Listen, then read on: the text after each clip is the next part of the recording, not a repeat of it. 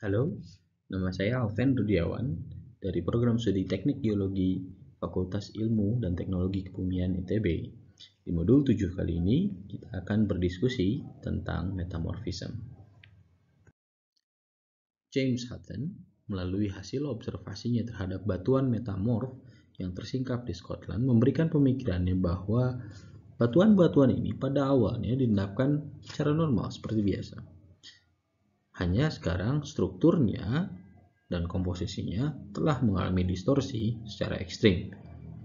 Kenapa itu bisa terjadi? Ada beberapa hal yang bisa menyebabkan itu terjadi. Kalau kita kembalikan pada definisi metamorfisme hari ini, metamorfisme adalah proses perubahan mineralogi, tekstur, terkadang komposisi kimia dari batuan asal, parent rock, karena suhu, tekanan, atau gabungan antara keduanya, dan selalu dalam kondisi padat. Studi tentang metamorfisme dapat memberikan insights yang lebih dalam mengenai bagaimana proses tektonik merubah struktur dan komposisi kerak bumi. Metamorfisme terjadi dalam kondisi padat. Itu artinya perubahan suhu, temperatur, maupun keduanya tidak menyebabkan batuan tersebut meleleh menjadi magma, melainkan menjadi batuan dengan tekstur dan komposisi yang berbeda dengan batuan asalnya. Perubahan komposisi mineral yang terjadi pada metamorfisme sejatinya adalah perubahan dari susunan bentuk kristal yang disebabkan oleh perubahan temperatur dan tekanan. Kalau kita lihat di bagan reaksi di sebelah kanan ini, semua unsurnya adalah sama. Tidak ada yang hilang, tidak ada yang bertambah. Karena seperti yang saya bilang tadi, bahwa perubahannya terjadi dalam fase padat sehingga tidak ada unsur yang keluar dari sistem reaksinya.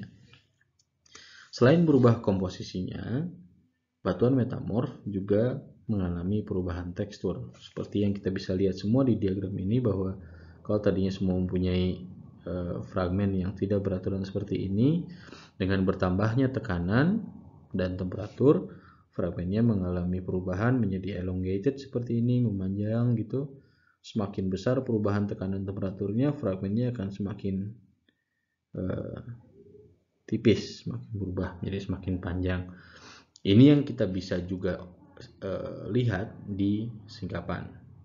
Di singkapan ini kita bisa lihat proses metamorfismenya memiliki dua tanda tadi, perubahan komposisi mineral dan perubahan tekstur.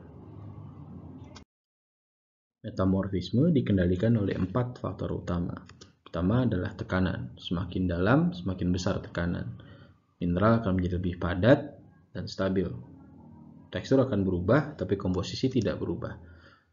Temperatur yang juga meningkat seiring kedalaman akan memancing reaksi kimia seperti dehidrasi dan degassing, artinya keluarnya molekul gas dari mineral.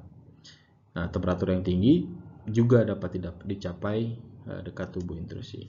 Lalu ada fluida yang secara chemically aktif, salah satunya adalah yang dihasilkan dari proses dehidrasi tadi, atau sisa uap dari magma yang mengalami kondensasi, atau air formasi yang mengalami pemanasan.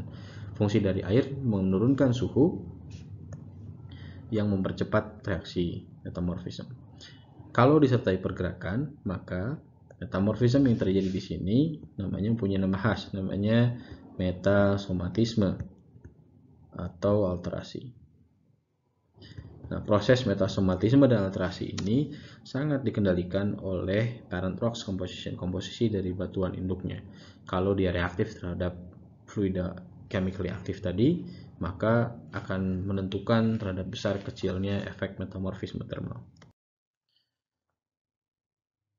Tekanan kita bisa bagi menjadi dua.